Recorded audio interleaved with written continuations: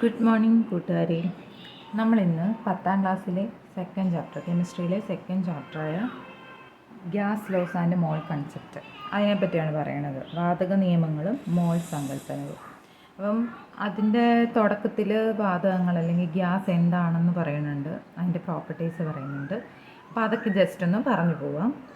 അപ്പോൾ നമുക്കറിയാം, നമ്മൾ 8ാം ക്ലാസ് മുതലേ പഠിക്കുന്നതാണ് സോളിഡ്, ലിക്വിഡ്, ഗ്യാസ്, എന്താണ് മാറ്റർ, അല്ലെങ്കിൽ അതിൻ്റെ ഓരോ സോളിഡിൻ്റെ പ്രത്യേകത, ലിക്വിഡിൻ്റെ പ്രത്യേകത, ഗ്യാസിൻ്റെ പ്രത്യേകത. അപ്പോൾ ഗ്യാസ് എന്താണ്, അതിൻ്റെ പ്രോപ്പർട്ടീസ് എന്തൊക്കെയാണ്, സവിശേഷതകൾ എന്തൊക്കെയാണെന്നൊക്കെ ഓൾറെഡി നമുക്ക് അറിയാം.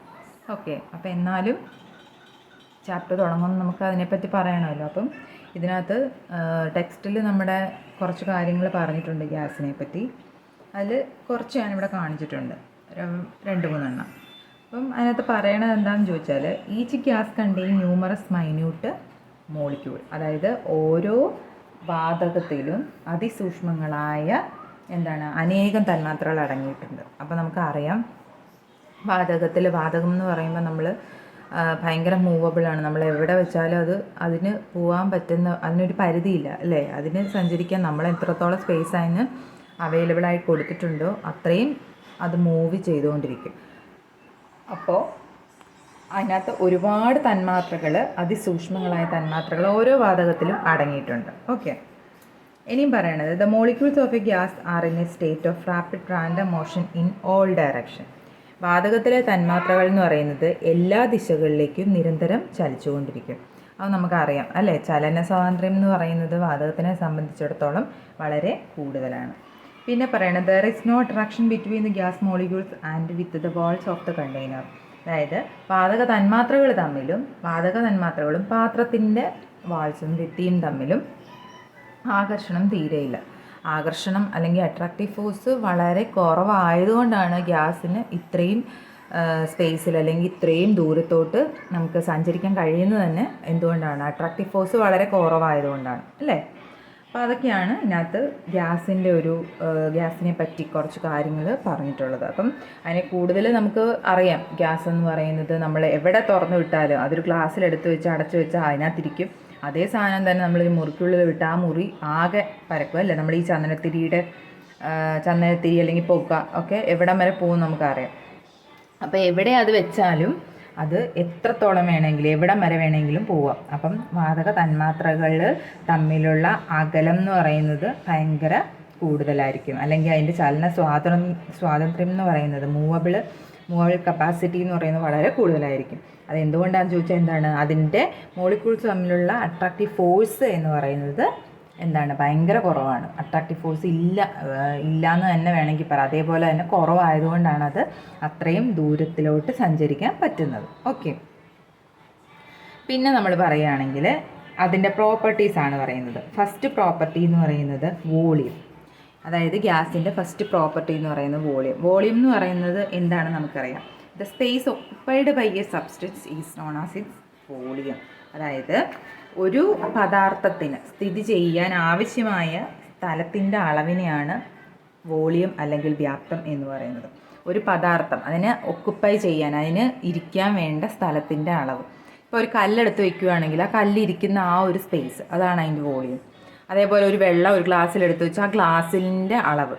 അപ്പം നമ്മൾ പറയുകയാണെങ്കിൽ, ഇപ്പം ഒരു ഗ്ലാസ്സിൽ കുറച്ച് വെള്ളം എടുത്തു, കുറച്ചെന്ന് പറഞ്ഞാൽ ഇപ്പം നമ്മൾ 1 ലിറ്റർ വെള്ളം ഒരു പാത്രത്തിലെടുത്തു. ആ 1 ലിറ്റർ വെള്ളം നമ്മൾ വലിയൊരു ടാങ്കിലേക്ക് മാറ്റുകയാണെങ്കിൽ കൂടുകയോ കുറയോ എല്ലാം ചെയ്യുമോ? ഇല്ല. 1 ലിറ്റർ അപ്പോഴും 1 ലിറ്റർ തന്നെയായിരിക്കും. പക്ഷേ വാതകത്തിൻ്റെ കേസ് അല്ലെങ്കിൽ ഗ്യാസിൻ്റെ കേസിൽ പറഞ്ഞാൽ, നമ്മളൊരു ഒരു ഗ്ലാസ്സിൽ കുറച്ച് വാതകം എടുത്ത് അടച്ചു വെച്ചു, അതെടുത്തൊരു റൂമിലോട്ട് മാറ്റി. അപ്പോൾ എന്ത് സംഭവിക്കും? ആ റൂം ആകെ പരക്കും. അതായത് ആ ഗ്ലാസ്സിലിരുന്ന് അത്രയും സാധനമേ ഉള്ളൂ, അവിടെ കൂടുകയും കുറയുകയും ചെയ്തില്ല. പക്ഷേ വാതകത്തിൻ്റെ ആ ഒരു റൂമിൽ പോകാൻ പറ്റുന്നിടത്തോളം അത് പോകും.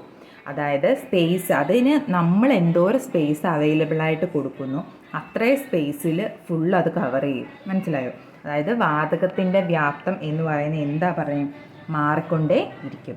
Volume of a gas is the volume of the container which it ഒക്കുപ്പൈസ്. അതായത് ഗ്യാസിൻ്റെ വോളിയത്തിനെ കുറിച്ച് പറയുകയാണെങ്കിൽ, ഗ്യാസിൻ്റെ വോളിയം എന്ന് പറഞ്ഞത് അതിനെ ഒക്കുപ്പൈ ചെയ്യാൻ നമ്മൾ എന്തോരം സ്പേസ് അല്ലെങ്കിൽ ഏത് കണ്ടെയ്നറിലാണോ അത് ഒക്കുപ്പൈ ചെയ്യുന്നത് ആ കണ്ടെയ്നറിന് എന്തോരം സ്ഥലമുണ്ടോ അതാണ് അതിൻ്റെ volume.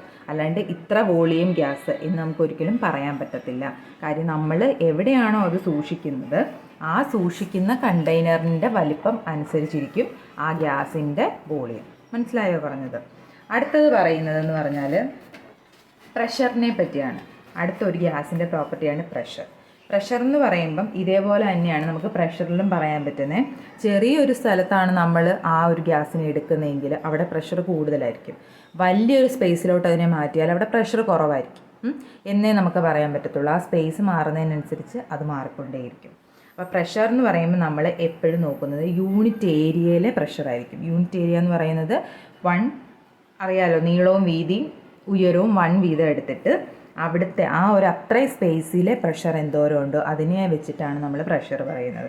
Force exerted per unit area is called pressure. അതായത് ഒരു യൂണിറ്റ് പരപ്പളവിൽ അനുഭവപ്പെടുന്ന ബലത്തിനെയാണ് നമ്മൾ പ്രഷർ എന്ന് പറയാൻ പറ്റുള്ളൂ. അതിന് നമ്മളൊരു ഇക്വേഷൻ പറയുന്നുണ്ട്.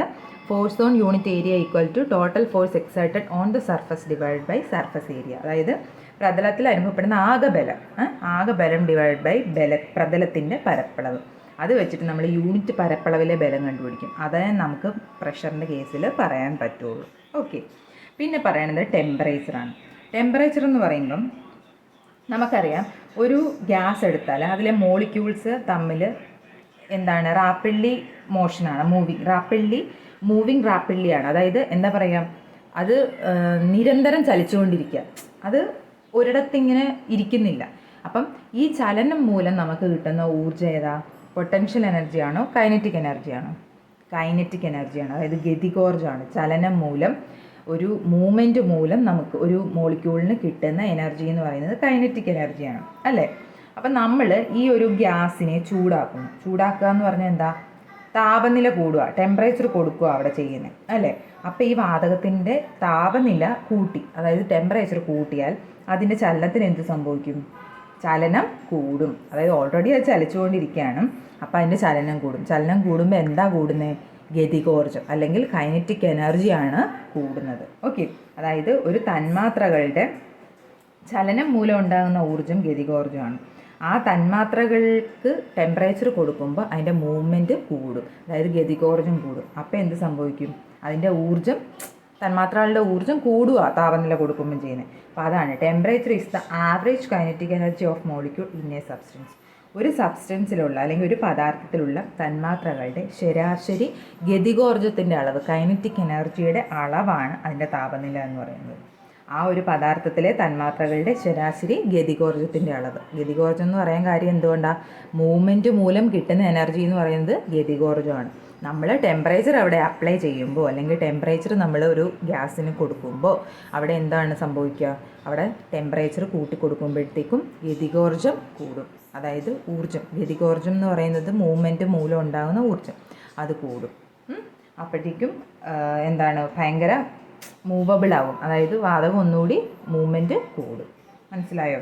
അപ്പം നമ്മൾ പ്രോപ്പർട്ടീസാണ് പറഞ്ഞത്. ഗ്യാസിൻ്റെ പ്രോപ്പർട്ടീസ് ഏതൊക്കെയാണ് പറഞ്ഞത്? Volume, pressure, temperature. അപ്പോൾ ഇതിനെപ്പറ്റി നമുക്ക് കുറച്ച് കാര്യങ്ങൾ മനസ്സിലായല്ലോ.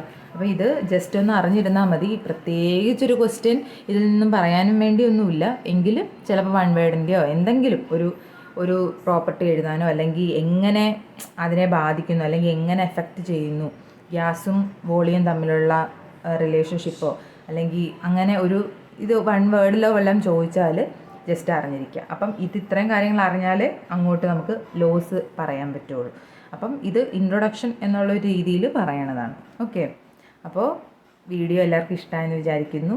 ഇഷ്ടമായെങ്കിൽ സബ്സ്ക്രൈബ് ചെയ്യുക, ഷെയർ ചെയ്യുക. അടുത്തൊരു വീഡിയോ ആയിട്ട് നമുക്ക് വീണ്ടും